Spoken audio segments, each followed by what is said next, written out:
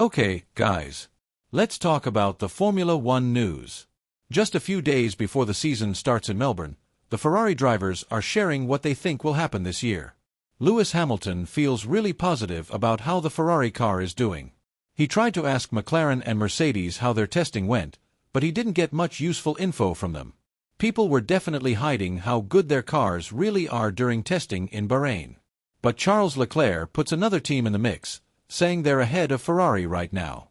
The PR battle keeps going as every team tries to make their car sound slower than it is. Who do you think will really be the fastest in Australia? Let me know your thoughts in the comments. Hit the like button if you enjoy this. Subscribe if you're new here. As always, there's a lot to cover.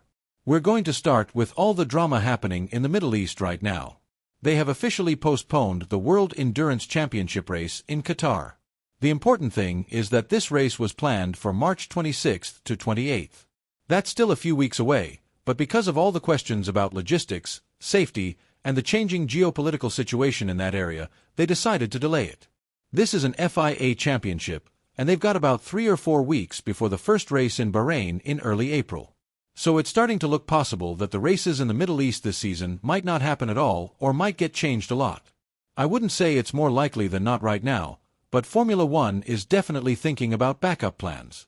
Since they postponed this WEC race with several weeks' notice, if the situation in the Middle East keeps getting worse for another week or two, they might do the same thing with Bahrain or Jeddah. It's totally possible. In a way, they're lucky the F1 season doesn't start in Bahrain. The testing is already finished there. Now the season begins in Melbourne, but travel has been messed up. One guy named Kilman made a good video about it. The teams got there okay, but the trips were long and tough the last couple of days. The interesting part he mentioned is that during testing in Bahrain, teams leave a bunch of their equipment there because they know they'll come back for race 4. They do the first 3 races in Australia, China, and Japan, then return to Bahrain.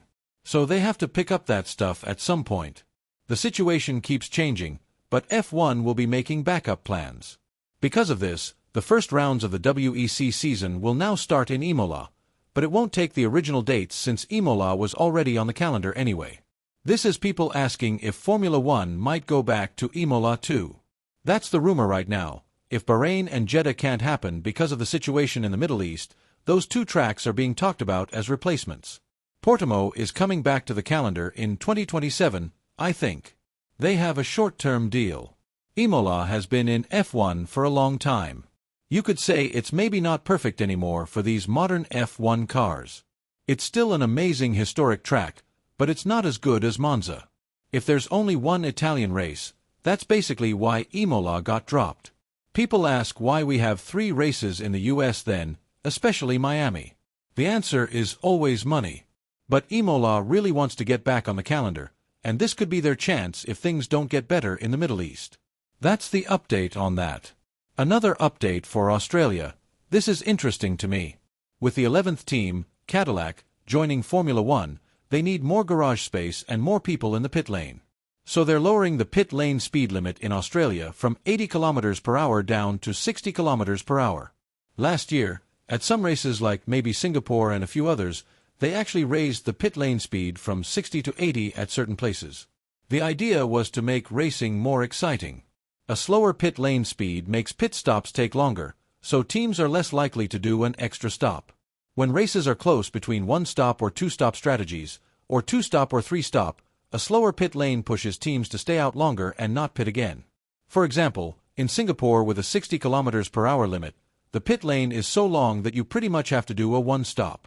Raise it to 80 km per hour, and suddenly a 2-stop looks more possible. That was the thinking.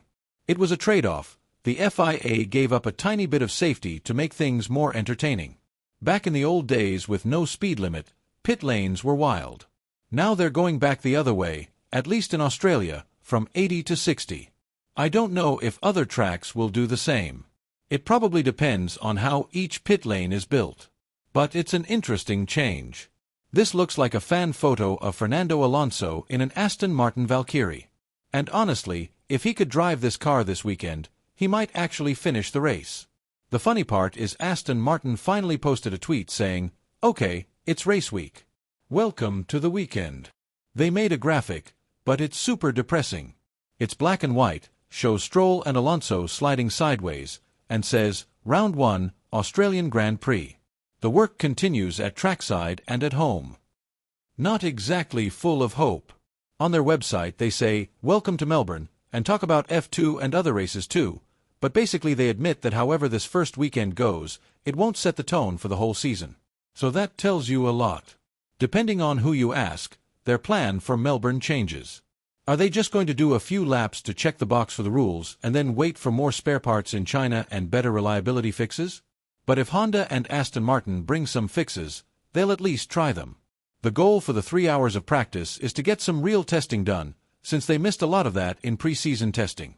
Still, both cars not finishing is very possible. Maybe even likely. I think it feels likely right now. The team has ideas to fix the problems, but it's not clear if they'll be ready in time. Let's talk about Ferrari and who's fastest at the front. Ferrari has gone 28 Grands Prix in a row without a win. That's their 5th worst streak ever. Longer seasons make it worse. If you have a bad car in a season with lots of races, you pile up more winless races than they used to back when there were fewer races. The record is 53, but I think Ferrari will win at least something this year. They look like a really strong team. Mercedes seems like the favorite, but they won't win every race.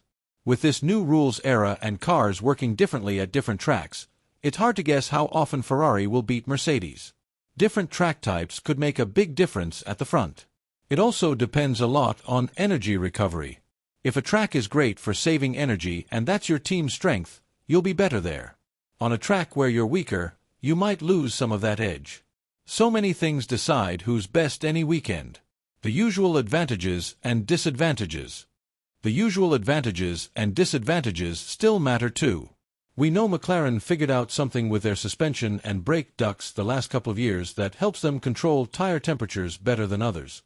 That helped them a lot when tire compounds were more extreme. Will it still help this year? We don't know. How much do other electrical things cancel that out? So many factors. It means we'll probably see big changes race to race, but there will still usually be one best team, especially after big rule changes. Ferrari has looked strong in this area. I talked about their inverted rear wing yesterday. Now people are saying they're working on a lighter, more advanced version that works really consistently, and they'll have it by Canada for sure. Maybe even Bahrain. Canada is around May 24th. Bahrain is the 4th race in April. They want to rush it, but worst case it comes by round 7 or 8, which still gives them most of the season to use what could be a big straight-line speed advantage. So even if Ferrari has less engine power than Mercedes, they might make up for it with better downforce from that little plate behind the exhaust or from the rear wing.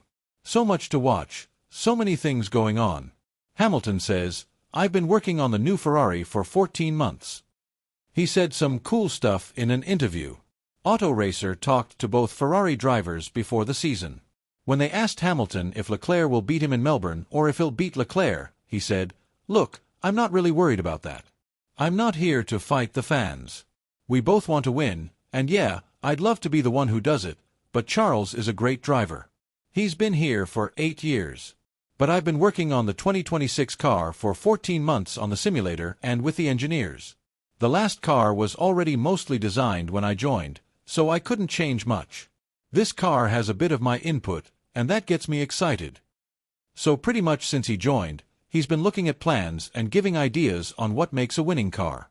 We'll see how it goes this year. Sure, Hamilton probably wasn't drawing parts in the computer or inventing the inverted rear wing, but he definitely knows a lot about building a car that wins. Hamilton also talked about other stuff, like when he mentioned Toto and Zach. He said the tests didn't show much because everyone hides things. Charles was almost a second faster than everyone on the last day. That probably doesn't show the real speed.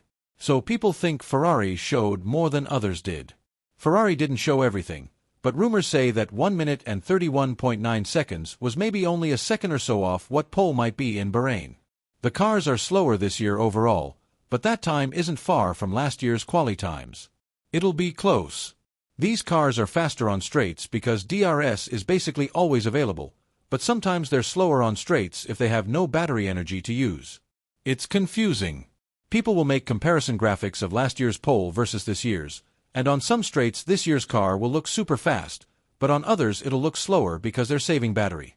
It'll be hard for fans to figure out where drivers are pushing and where each car's strengths and weaknesses show up. Commentators will have to explain it well. Hamilton said you need a PhD to understand it. But he said everyone was sandbagging. Mercedes hid stuff, and he thinks others did too. Red Bull came out strong on the first day of testing, then got quieter. So people think Red Bull has more to show. McLaren maybe brought a more finished car to Melbourne with fewer upgrades coming, and they were good but not super fast. Lewis said, I called Toto Wolff at Mercedes and Zak Brown at McLaren to try to understand what they saw, but I didn't get anything useful. Still, I'm sure of one thing. We can handle anything. We have what it takes to win. I came to Ferrari because I believed in it, and I still do.